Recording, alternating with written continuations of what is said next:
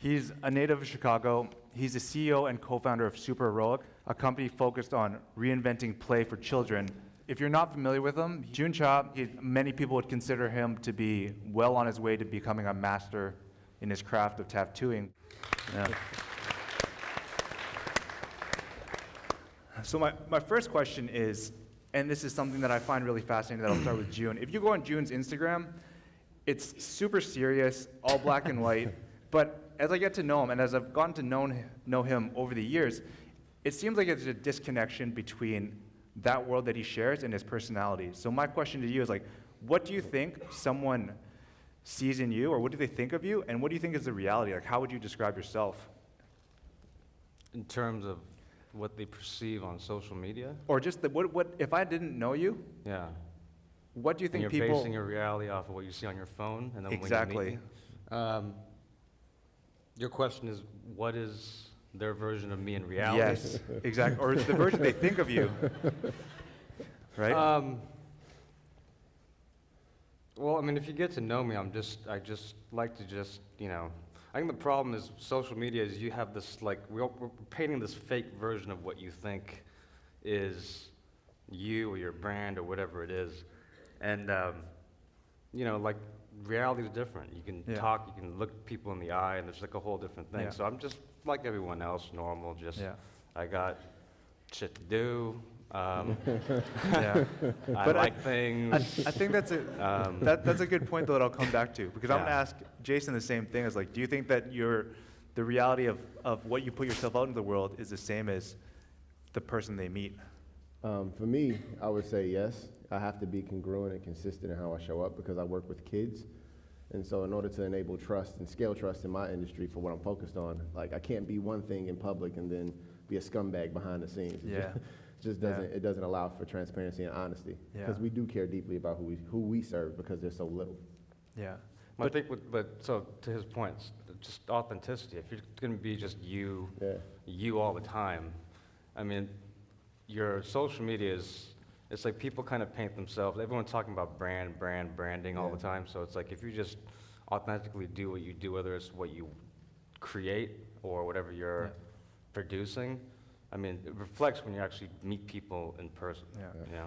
And if you're really fake, it's going to come across very easily. Yeah. So it's, But do you find it difficult, and do you find it sort of aware on you to always have to like create siloed versions of yourself? Because maybe it's different for you because you're a quote-unquote brand, and when people go on your account, they're looking for Jun Cha, the tattoo artist. Mm-hmm. Well, I mean, I don't consciously wake up and think, can I make silos of myself? I just, I create work, and I like to share the things I do, and I try to focus on what is the best type of work that I can do, and then however people respond to it, that's kind of like up to them, the more you kind of curate and kind of try to control people's perceptions of what you think they're going to take about what you do, I think the more as an artist you're going to get lost in worrying about all that useless energy. Mm-hmm. For me, my process has to do with what is it that I am thinking about, consuming, and at the end of the day, putting out to the world. Yeah. And then I guess this kind of tips into the discussion that I was inspired by, is like, obviously someone like yourself, Jason, you're very into the world of science, and like, how do you view the relationship between science and creativity? I think they go hand in hand when you look at behavioral traits of children and adults. I mean, science is just the act of discovery and measuring these discoveries. And then creativity is the exploration of thought, and then you manifest things in physical world or in the audio world, whatever it is, whatever the output of your creative endeavor. But in the science realm, it's like we have a hypothesis, we're trying to figure out a problem. It's the same thing with creativity and great design, whether it's self-expression or innovation. It truly is, what is it you're trying to do? What's the outcome you hope to achieve? And then is it scalable or repeatable? If not, then what's the commentary back to the viewer? They're so interdependent. They're so intertwined that it's hard to separate the two. And I think that's why you don't see a lot of people getting into the creative arts as much as we used to, because they feel like, well, is it an actual tangible career path? Is it measurable? Is it consistent? But I mean, this is living proof. We can create different things in different genres, but the reason behind it is always going to be the same. There's something inside of us we want to get out into the world. We don't feel like fitting within the confines of one category, and we just create.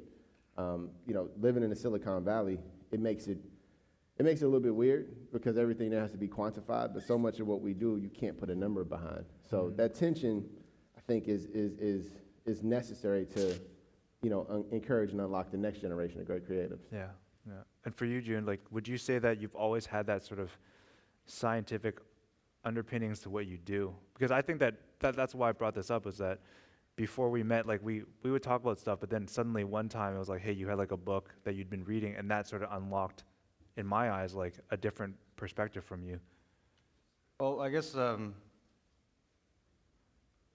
me, I've always been, so curiosity has been a big part about just not only my process, but just, I've always had that kind of like obsessive, curious.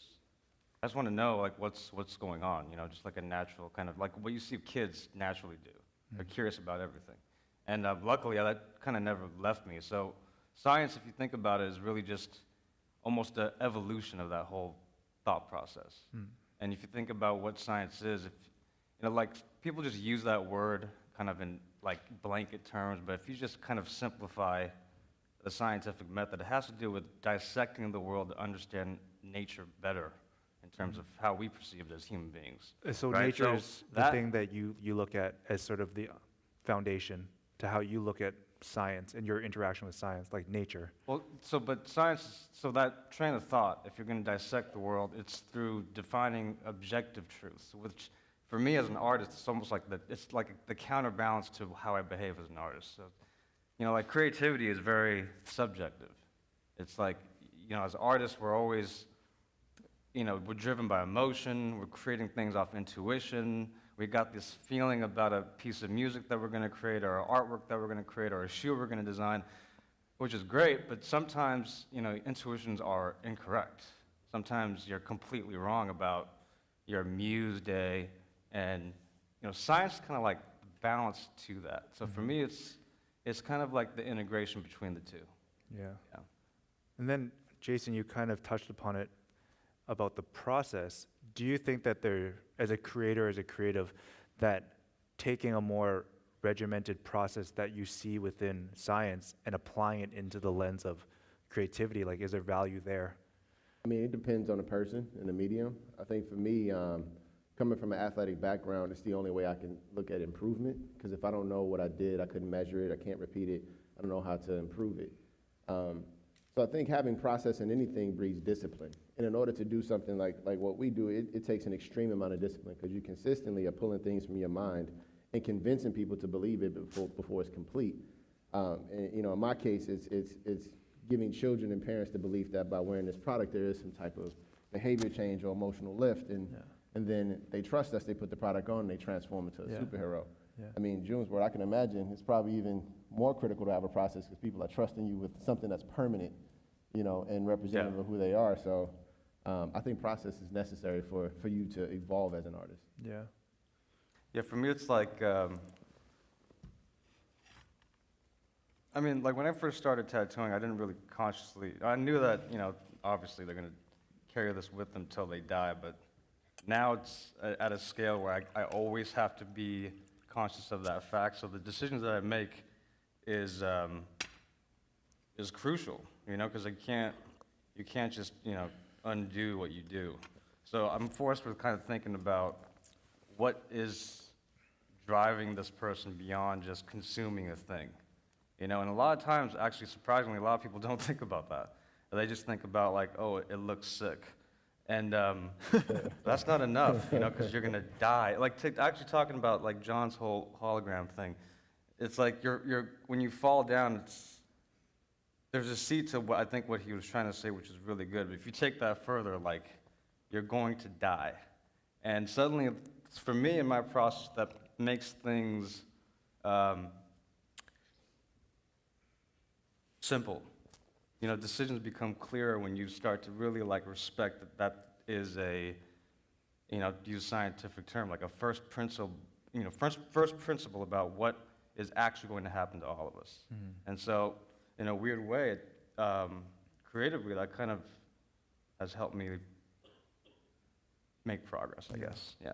I mean, how do you feel about what you do with shoes and kids, I mean, I would imagine the kids kind of drive you to think beyond just like the trends of what's going on, right? Yeah, 100%. I mean, the children we focus on are ages 4 through 11. I mean, they still have like messy hair day and they wear pajamas to school. Yeah. Like, and you're fortunate if they even wake up and brush their teeth. So it's like this perception of style and taste doesn't kick in. What they really focus on is like comfort and, also relatability. Like Right. when they show up to school, they want to know, are they going to be accepted? Are they cared for? Is it going to be fun? So their needs are very basic, but they're critical to how they evolve. So just like when you talk about the temporal component of life, people physically dying, I'm fighting against having imagination and creativity and curiosity die.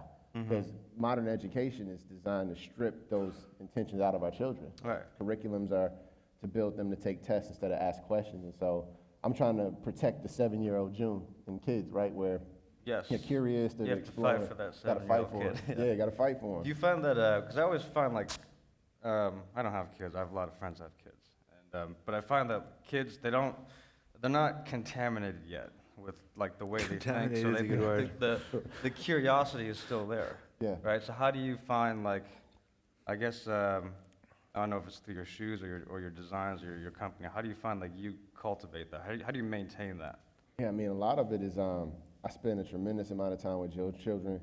Like you mentioned, the 7-year-old Jason hasn't died in me either. I think in my case, it was through an extreme circumstance of having a near-death moment at 7. So that part of me just is kind of time-stamped. And so I always think about, my life through the lens of the future, which is what children do. They have a very unique sense of time. They're thinking about tomorrow, you become an adult, you're stuck in the present. Right. So by being with kids, I'm constantly dreaming about what if, versus knowing the rules and saying, well, it's unrealistic for me to turn a cardboard box into a spaceship. When we talk with children, they're like, no, that is a spaceship, and you have to jump in, and there's rules and there's structure to the way you use your imagination.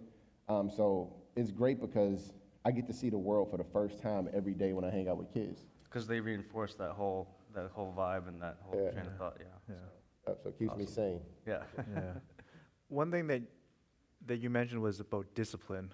So I think that this question is more about breaking down what is the stereotype around creativity where, there's no discipline and you just let things happen. So how do you guys find the balance between a discipline or a regimen or a workflow and allow moments of serendipity or just randomness to occur? Yeah, maybe you can start with that, Jason. Yeah, I mean, the way my life is regimented, I have to have a structure, being a parent, being a founder, teaching, traveling. But those moments of wonder, they happen often because I look up. Like if you spend time with children who are discovering the world for the first time every day, they're constantly scanning the horizon, looking for things to interact with. But adults, you see them walking through streets, we're looking down, we're texting our phones. So I try to be present and observant of people around me. I spend a lot of time just kind of watching, behavioral patterns of people in airports, which is the greatest people watching ever. Yeah. Why is that? Because people are going to something that they've dreamed about or coming from something that they needed for restorative reasons, or it's just the reason why people travel is so varied, and I'm hyper curious about, you got up, you got on this plane, you're going somewhere, why? What's the story you're hoping to complete by taking this journey? And so I always remember that when I meet new people or interact with new people, they might be going through something, they might be dealing with something, so it makes me more empathic and more understanding by traveling and experiencing life at the ground level. If I stayed up here with the people, in the academic world or in the founding world of startups, it's not a reality. It's their reality, but it's not everyone's reality. So by interacting in airports, I'm able to touch, I guess like society in a different way, because it's all walks of life, it's all ethnicities, it's all socioeconomic statuses, all levels of education in one place together for the same reason we're going somewhere. So, I mean, that's a hella poetic way of describing it. I just like the people watch. But that's the truth. Yeah. What about you, Most June? positive description of the airport I ever heard. Pretty awesome. I don't feel that way about the airport. But your question was about discipline. So there's I think Stephen Pressfield said this good in his book War of Art. He called it resistance. So for me, it's like I never had a lot of people equate the results of what I do as like, oh, you just got it all the time. And it's mostly, for me, it's you just have to show up. Like every day the muse doesn't always speak to you, all the time. Sometimes you get like a spark of inspiration, if it comes to you, or you start to, discover new things as you go along during the process. But most of the time, it's just, in my experience, you just have to go to whatever it is that you're doing. And most of the time, it sucks, actually. Most of the time, it's not romantic. Most of the time, it's like you are stumbling, and you have to figure out what this thing is, how to do this, how to do that. But within that process is that discipline. The more you do it, the more you stick to it, the more that you're going to start to learn, basically. I had two guys I talked to before I came up here, and it was almost the same questions about, they had a concern about what it is that they want to do, what path they're going to try to take. And they have so many different options, and they got kind of interest in this and interest in that. And I think once you kind of clarify what it is that really moves you and drives you to kind of get up in the morning, that's just the first step. You have to then come back to the task and come back to it and come back to it and come back to it and come back to it. This is, I think, the most underrated thing with a lot of people that want to like do a thing and they want to get good at it. It's really that discipline that's really going to drive the results at the end of the day. So where's the fulfillment in that? Like you just mentioned that it sucks most of the time. Like where do you personally derive fulfillment? In like sort of like the process, because the from the process sounds itself of it, is the fulfillment. That Is it? process, yes, it sucks, but if you have a passion for what drives you that's bigger than the suck, you can embrace that suck Bigger than and the that suck. pain. And like ultimately, like that analogy with the hologram, it's like you have to keep, like you're gonna fall down. That's part of that whole journey. And I think a lot of times we're so insulated from that reality because you're staring through your phone and you're seeing a photo, or you're staring at, like his shoe, but you're not seeing the years of development and probably screw-ups and probably, all those things that go along with it. I think that's where the kind of the gold is, basically. And then for you, Jason, when you look at sort of your mission and your goal, and this is something that we've talked about in the past, is that you're on a path to hopefully creating a solution for something that has no endpoint. Like you're always going to try to improve what it means to be a kid. So how do you approach something that is going to still be around as a challenge when you're no longer here? Yeah, that's a great question. I used to have goals that I can complete in a set amount of time because it was more about my ego and being able to say I accomplished this thing. That's just more of like the athlete, like the sports mindset, right? You prepare in the off season, you're in season, and then you compete, and then you win. You translate that into design for sport, it's the same mindset. You design for seasons, you win the game, athlete gets a gold medal, you're good. The problem we're trying to solve is a multi-generational problem.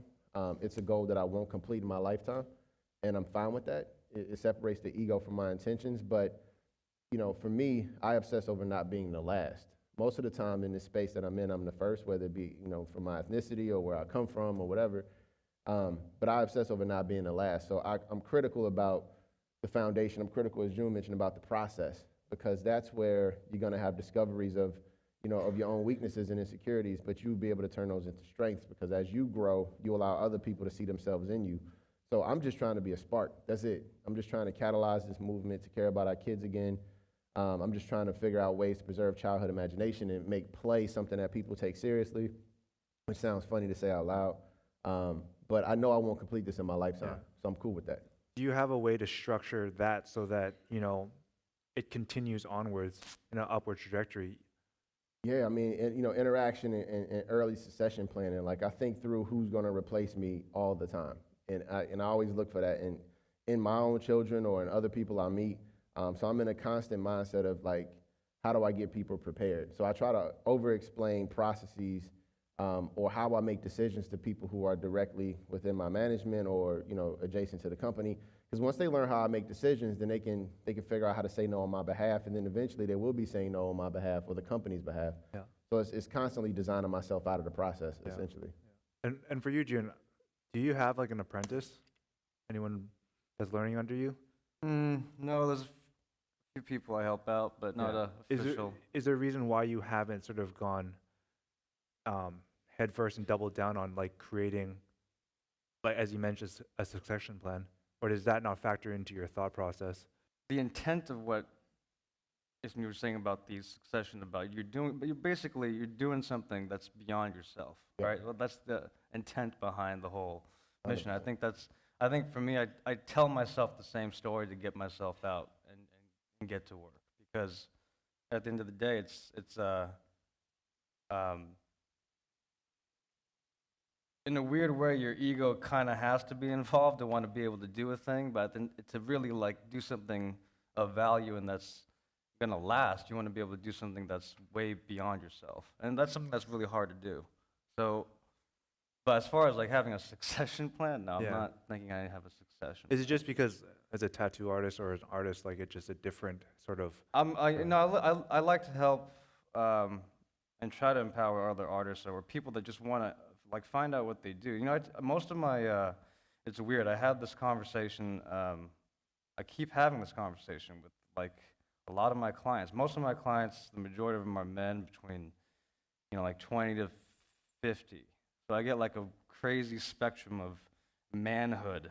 Like one day they're like single, and Tuesday they're married, Wednesday they're divorced, and it's like you get a whole view of like the stages. But no matter what and no matter where you come from, they all seem to kind of want to find out what they want to do, like what their passion is. Because a lot of people, they find themselves in this momentum of work, of life, of just, I guess, society, and they don't really ask themselves really simple, basic questions like, do I like what I do? Am I doing what I love? Why am I doing this thing? And surprisingly, a lot of people just don't think about that, So, in other words, I like to help that kind of thing, because I got really lucky, I think. Yeah, because that's I actually found where I was that gonna out go. very early on. So, do you guys think that what you guys are doing now, like as you mentioned, you think you're lucky? Do you think there's a difference between stumbling into it by virtue of luck versus actually going through the rigor of determining a passion? Both. This is an argument I had, but it's like you can't. It's like that whole Outliers, Malcolm Gladwell approach. But then there's like what's her name, Duckworth Oh, book. yeah. I forgot. Grit.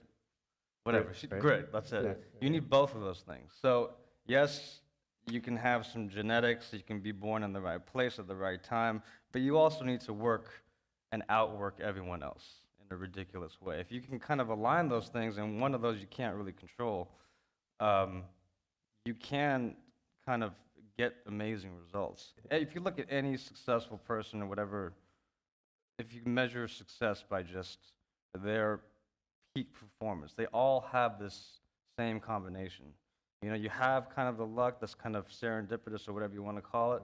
At the same time, they all grinded really, really hard. Yeah, I mean, I think to June's point, preparation and greatness appear to be luck when you don't see everything that went into that moment. And since we live in a culture that celebrates highlights instead of lowlights, it's easy to assume, to go down a LeBron track that, he was born that way. But I know a lot of tall dudes that work at Safeway, So it's like, they were born with the same body type, but for whatever reason, you didn't use it. Didn't work out. It didn't work out, It's like, it is what They it probably is. came from the same neighborhood. too. Same neighborhood, Yeah. yeah. I mean, so it's not always the conditions you're born with, it's what you use, right? Because technically, if what I was born with determined my outcome, then I would probably have been, an engineer or, someone that worked in law. It would have been a completely different path for me. But it's preparation, you create those conditions, you attract what you put out into the world. So when you're in motion, other people in motion tend to respect you more, and opportunities happen. So it looks like luck, but it's 99% preparation, man, and keeping this obsessive mindset over where you're trying to go. Like, you have to obsess. Like, I want to be this thing. I'm going to get there. I don't care who's in front of me. I'm going to run through them, run around them. So it's not just like, oh, you had a hard day, throw it away. It's like, no, every day is going to be hard. You just have to be willing to sign up for it. You have to be willing to persist, in ambiguous moments. And you have to be willing to be honest with yourself about, when you feel down and when you feel great, and trying to make sure you take account of those moments and keep it pushing. Yeah. But it's definitely not I mean, just luck. between both of you, I would definitely consider you guys super humble. And is that something innate, or how have you guys personally like doubled down on that humility aspect? Because knowing both of you, like I said, that everything you've done, like obviously you're on a selfless path, right?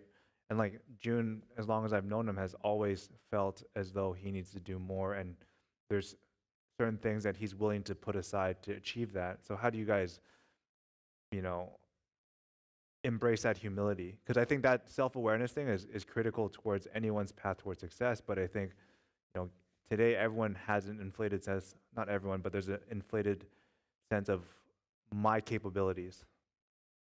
That's what social media kind of is structured to promote, right? But, like going back to science, science has really been kind of a big anchor for me for that. Because, I mean, when you really get down and go deep into the fundamentals of what makes up, reality, it's even the most intelligent people, you have to be able to understand that you don't know shit.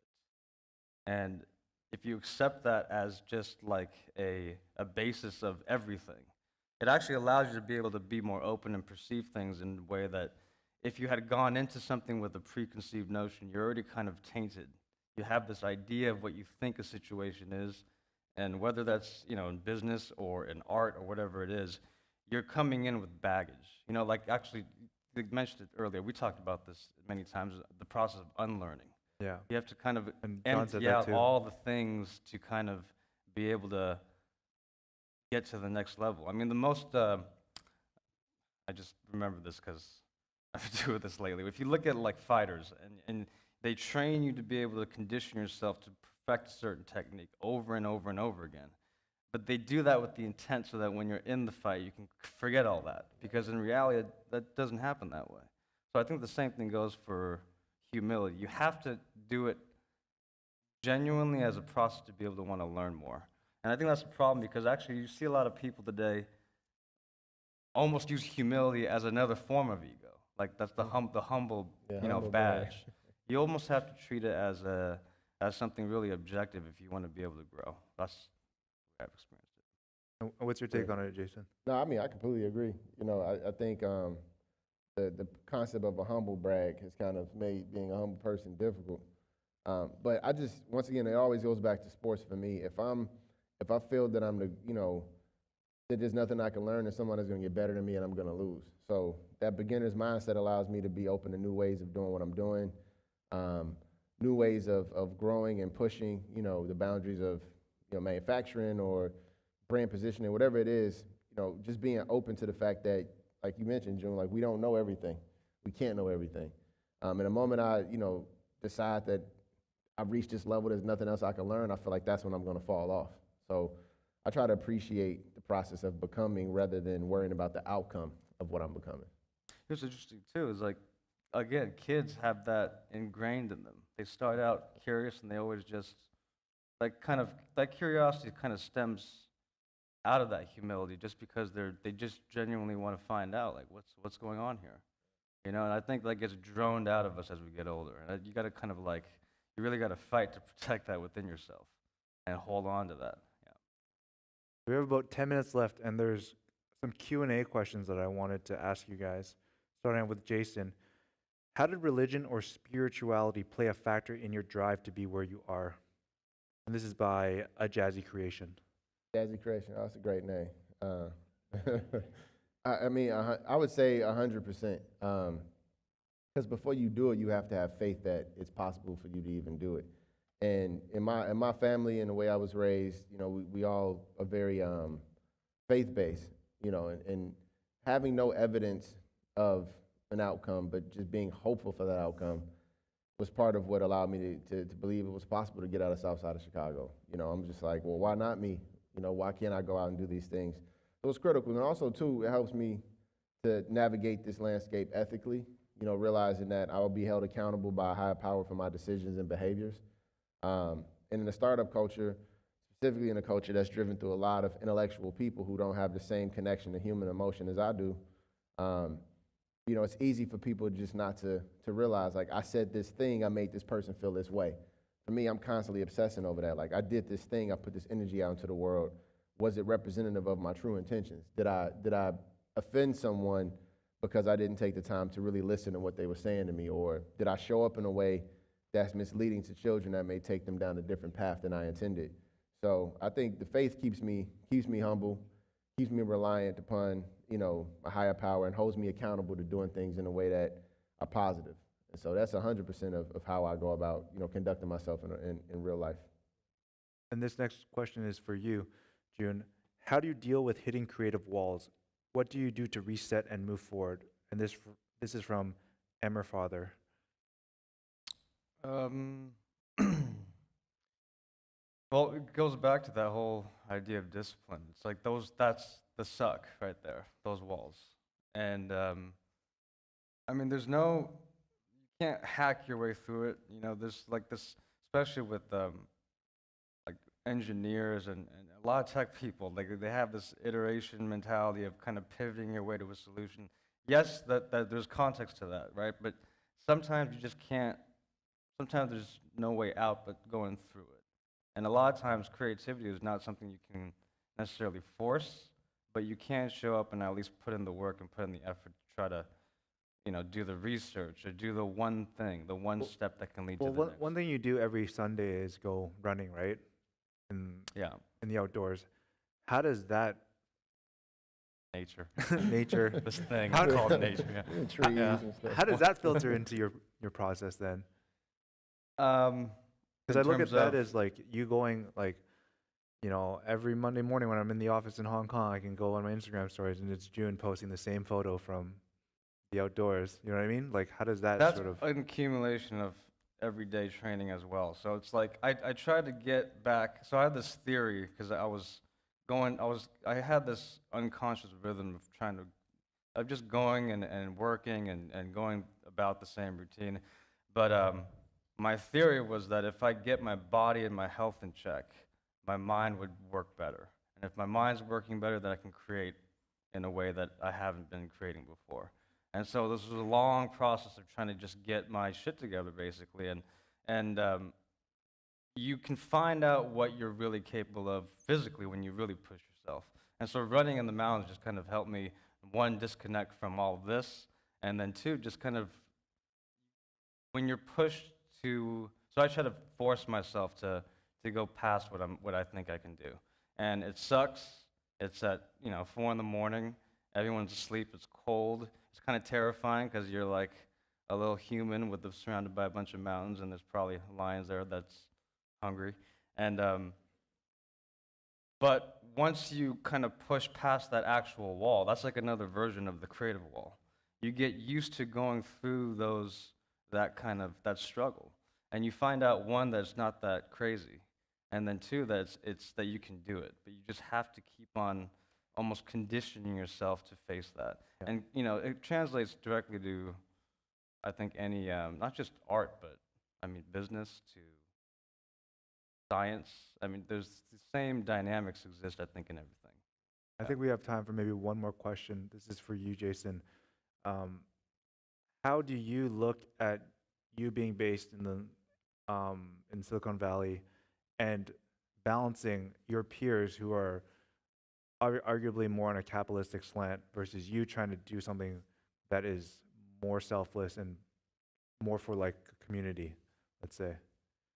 Yeah, definitely not easy. It's easy to get tempted by the Tesla culture. Everybody drives a Tesla, does the same thing on repeat, goes to the same wineries for vacation. It's crazy.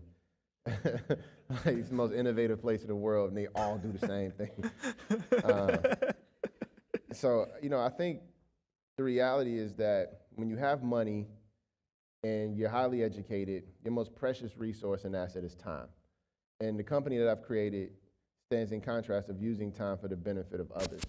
And so in a lot of ways, I have a very unique strategic advantage because I get to hear these very affluent, performance-driven people share stories about how they wish they can spend more time with their kids, how, they wish they had the ability to leave their high-paying jobs at Google and just be with their children going to a play, or spending time getting to know them along, by going outside and riding bikes.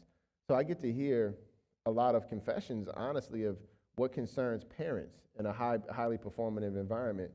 And I know what's happening in the inner city where parents are afraid of, but being on the other side of the spectrum and hearing what's happening in affluent communities, I have a great sense of purpose, knowing like, look, we all want the same things. We want our children to thrive. We want them to go further than we do. Some of us, our problem is that we're on a hamster wheel and can't get off because of financial and personal career aspirations. Other people have no resources. But at the end of the day, we all desire to do more with our kids. So being in the Silicon Valley, I get a lot of great meetings, because people feel guilty, which is like guilt is a great motivator for investment when you raise money for a children's company. But more importantly, access to information and resources, and technology, and seeing like, okay, what's going to happen with automation and how can I prepare children for that when it comes? So this is like deep research on the future. And if I can have our pedagogical model get our children prepared physically, emotionally, and developmentally for what's going to happen in 20 years for the rest of the world, then it's worth it. I don't get invited to a lot of the cool events because I'm not doing a cool, self-driving car. But I can care less because I'm at E3 and Comic-Con. I read video game manuals and play Fortnite with a bunch of kids. Like, that's cool to me. The Apple conferences and stuff are great, but I'd much rather hang out with the little ones and learn about, what they're into, and because that's who we're designing for. Hope you guys really enjoyed this conversation as much as I did. Yeah. Yeah. You guys are awesome. Yeah.